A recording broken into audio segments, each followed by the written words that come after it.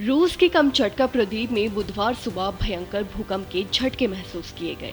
ये भूकंप समुद्र के नीचे आया और इसकी तीव्रता रिक्टर स्केल पर 8.7 मापी गई, जो कि बेहद खतरनाक मानी जाती है। वहीं यूएस जियोलॉजिकल सर्वे यूएसजीएस के मुताबिक भूकंप का केंद्र समुद्र की गहराई में था, जिससे अब सुनामी का खतरा मंडराने लगा है। भूकंप के बाद अमेरिका और जापान ने अपने अपने तटीय इलाकों में सुनामी अलर्ट जारी कर दिया है। जापान मौसम विज्ञान एजेंसी ने चेतावनी दी है कि जापान के तटों तक करीब 1 मीटर ऊंची समुद्री लहरें पहुंच सकती हैं। जापान सरकार ने स्थिति को गंभीरता से लेते हुए तुरंत एक आपात बैठक बुलाई है। प्रधानमंत्री शिंगेरू इशिबा को मौजूद हालातों की जानकारी दी गई है।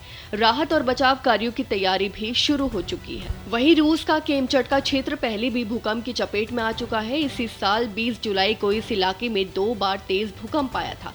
पहली बार भूकंप की तीव्रता 7.4 मापी गई थी और दूसरी बार 6.7 की तीव्रता से धरती हिली थी। इन घटनाओं के कारण लोगों में डर बना हुआ है। वहीं यूएस सुनामी चेतावनी केंद्र ने कहा कि अगले 3 घंटे के भीतर रूस और जापान के तटीय इलाकों में खतरनाक लहरें उठ सकती हैं। इसके अलावा फिलीपींस, मार्शल आइलैंड्स, पलाओ और अन्य छोटे द्वीपों तक भी हल्की लहरें पहुंच सकती हैं। हालांकि अभी तक जान माल के नुकसान की कोई पक्की जानकारी सामने नहीं आई है। ये कोई पहली बार नहीं है जब भूकंप के बाद सुनामी का खतरा मंडराया हो। इससे पहले 3 अप्रैल 2024 को ताइवान के हुलिए क्षेत्र में 7.2 तीव्रता का भूकंप आया था। इसके बाद छोटी छोटी सुनामी लहरें उठी जो ताइवान के तटीय इलाकों तक सीमित रहीं। इस घटना में 14 लोगों की मौत हुई थी और दर्जनों लोग घायल हुए थे।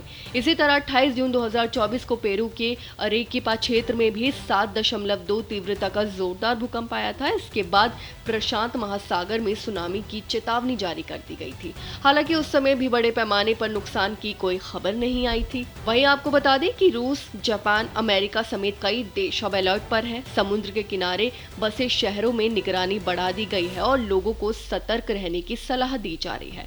तटीय इलाकों से लोगों को सुरक्षित स्थानों की ओर भेजने की तैयारी शुरू हो चुकी है। राहत एजेंसियां पूरी तरह तैयार हैं और हालात पर नजर बनाए हुए हैं। रूस में आया ये भूकंप और उसके बाद सुनामी की आशंका एक बार फिर ये दिखाता है कि प्राकृतिक आपदाएं कितनी खतरनाक हो सकती हैं। सरकार और एजेंसियों को चौकस रहना होगा ताकि किसी भी संभावित खतरे से लोगों की जान बचाई जा सके। अभी तक किसी बड़े नुकसान की खबर नहीं आई है, लेकिन अगले कुछ घंटे बेहद अहम माने जा रहे हैं। फिलहाल इस खबर में बस इतना ही और ऐसी ही तमाम खबरों को देखने के लिए देखते रहिए भारत एक्सप्रेस।